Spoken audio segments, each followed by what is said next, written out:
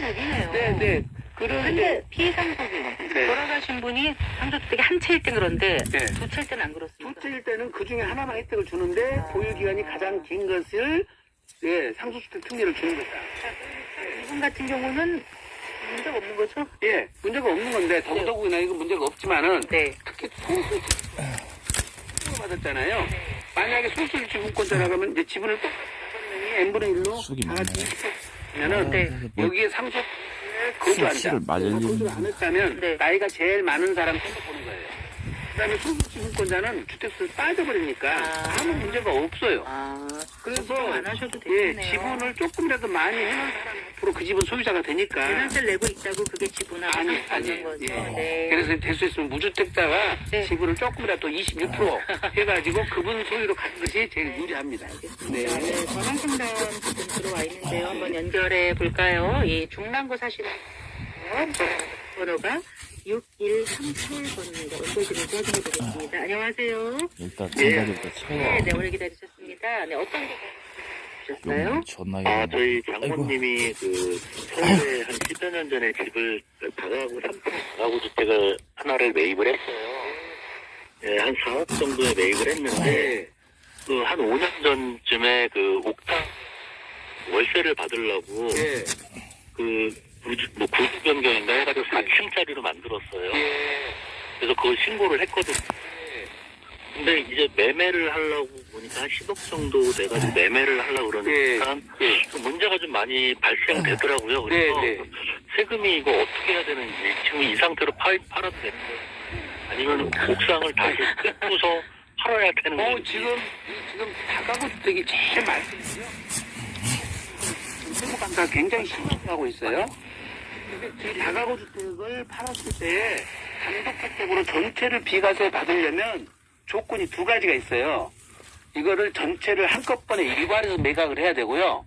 두 번째는 이 집 자체가 다가구 주택 요건에 충족이 돼야 되는데 그 다가구 주택 요건이 세 가지가 있어요. 첫째 3계층 이하야 되고 19세대 이하야 되고 660제곱미터 이하야 되는데 말썽이 되는 것이 지금 옥탑이에요. 옥탑. 건축 면적의 8분의 1 이하로 건축하게 돼 있는데 이거를 월세 좀 더 받으려고 지금 무허가로 늘렸을 때 8분의 1이 초과돼 버리면 여기 층수 들어가 버려요. 그러잖아요. 그러면 이게 다세대수도 돼서 그 가구 중에 하나만 비과세가 되고 나머지 세금 다 나가니까 세금 폭탄을 맞는 거예요. 그래서 지금 이 상태 파시면 큰일 나요. 그러면 옥상을 다시 허물고 그렇게 다시 원위치를 시키시고요. 그 다음에 지금 중요한 거는 8분의 1 이하로 되더라도 옥탑을 방으로 사용하면 지금 옥탑 방이면은 그것도 층수에 또 들어가요. 그래서 방을 전부 다 개조를 해서 철거를 다 저기 구청에 가서 물어봤더니 아무 이상도 없다고. 구청에서 보시는 것은 건축법에 따라서 보시는 거고요. 그건 세무서에서 판단해 주시는 거지 구청에서 판단해 주는 것이 아니에요. 그렇죠. 제일 큰일 감사합니다. 나니까 가까운 세무사님한테 꼭 상담 받고 양도를 하셔야 돼요.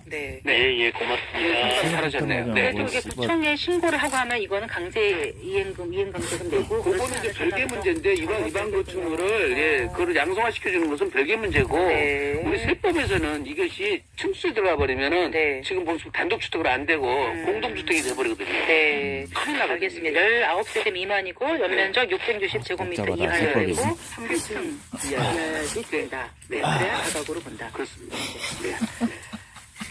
자, 이분은 또 휴대전화 끝번호가 4817님이시네요.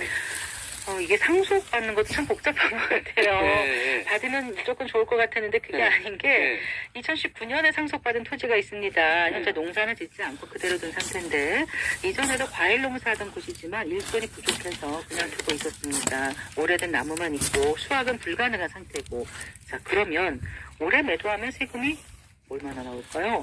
절세 방법이 있을까요? 이렇게 물어보셨는데 이분 같은 경우도 상속받아서 3년 안에 팔고 부모님이 농사를 지었으면 8년 자경감면 1억까지 돼서 세금이 없는데 이미 3년이 경과돼 버렸거든요. 근데 본인이 가서 1년 이상 농사를 지을 수 있으면 좋은데 1년 이상 농사를 지을 수 있는 상황도 아니실 거예요. 근데 농사를 안 짓고 이걸 좀 방치를 해버리면은 이게 이제 농지가 안 되고 잡종지가 돼버리거나 나대지가 되거든요. 대신 아버지가 8년 이상 작용을 하셨으면은 이걸 지금 비상토지에서는 안 봐줘요. 네. 봐주거든요. 네. 그래서 농지로 만들어놔야 돼 이거를. 첫 번째, 네. 일단은 농사를 내가 지냐 안 지냐 중요한 게 아니라 농사를 지을 수 있는 땅으로 만들어 놓으셔야 돼. 네. 그래서 지금 저기 오래된 나무라든지 이런 것들은 다 베내가지고 네. 식물을 지을 수 있는 경작할 수 있는 땅으로 만드신 갈아서 다음에 씨를 뿌릴 수 있게 해놓으라는 말씀이시죠? 매각을 하실 때 네. 사업용이라도 만들어야 되고요. 네. 만약에 이게 양도소득세가 많이 나올 것 수도 있으니까 이제 매각 대금이 얼마인지는 모르겠지만 글쎄요, 이렇게 좀 적어주시면 네, 좋겠어요. 5억 인만 넘어가도 세금이 꽤 많이 나올 수 있습니다. 왜냐하면 상속받을 때 공시지가로 상속을 받아놨을 거라고 이게. 그러면 시가 대비 30%도 안 잡혀 있거든요.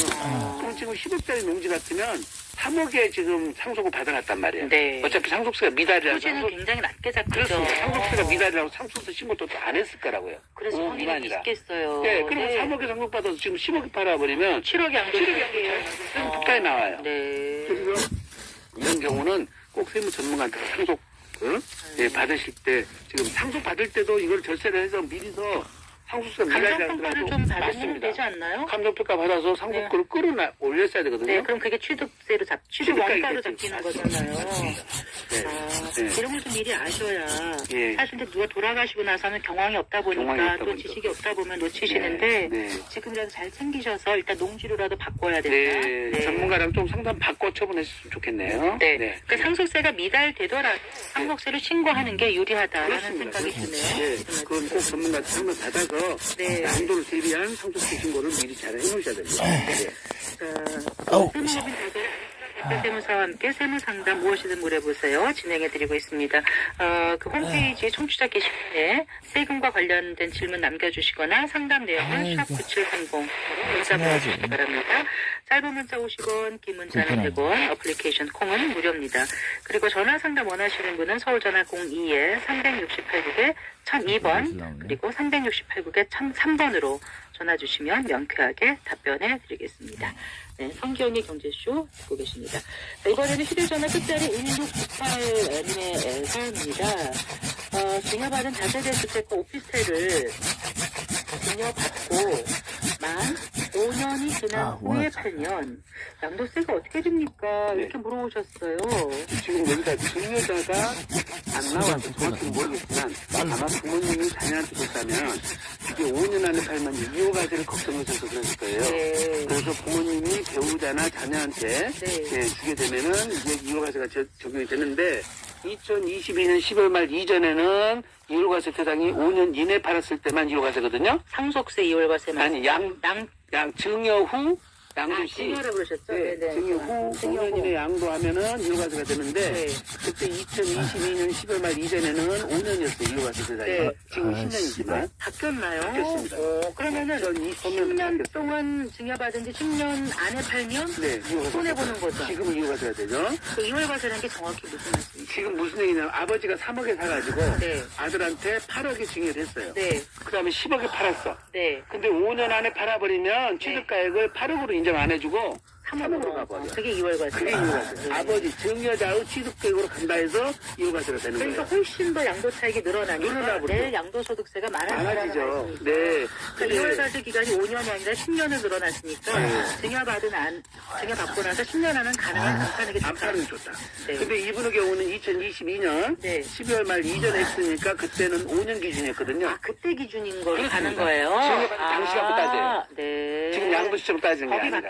바뀐 이후 그게 네. 중요한 게 아니고. 법 개정일 이전에 증여가 이루어진 거는 네. 종전법에 따르도록 돼 있으니까 네. 그때는 5년을 적용하는 거죠. 아. 그래서 이분의 경우는 이월과세 적용이 안 되니까 그때 취득가액과 지금 양도가액의 차이를 가지고 양도세를 계산하게 됩니다.